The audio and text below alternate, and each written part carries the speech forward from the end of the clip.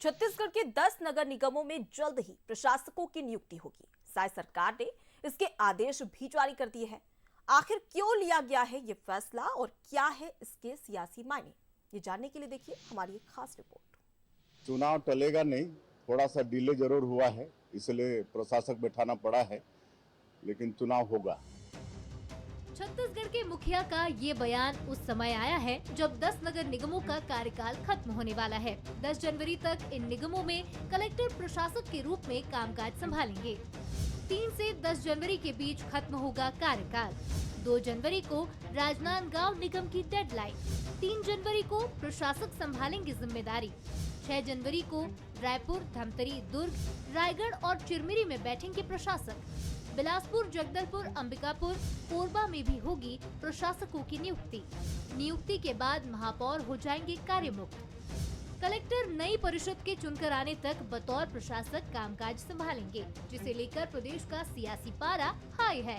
कांग्रेस का आरोप है कि बीजेपी डरी हुई है, तो वहीं बीजेपी तय समय पर चुनाव कराने का दावा कर रही है।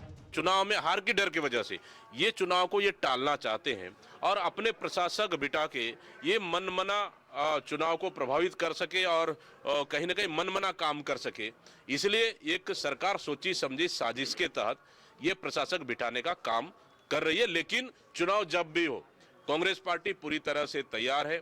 अन्य पिछड़ा वर्ग के आरक्षण के लिए जो सर्वोच्च न्यायालय का आदेश आया, उसके अनुपालन में हमें आयोग बनाकर आयोग से रिपोर्ट लेनी पड़ी। इन सब कामों में थोड़ा विलंब हुआ है, इसलिए चुनाव विलंब से थोड़ा हो पा रहा है, पर सरकार समय पर चुनाव कराने के लिए प्रतिबद्ध है। समय पर चुनाव होंगे। छत्तीसगढ़ में अमूमन साल के अंत तक निकाय चुनाव पूरे हो जाते हैं। जनवरी की शुरुआत में नई परिषद कामकाज भी संभाल लेती है, लेकिन इस बार चुनाव में हो रही देरी ने राजनीति में जबरदस्त उबाल ला दिया है। साथ ही निकाय इलेक्शन की तारीख को लेकर भी चर्चाएं तेज हो गई हैं।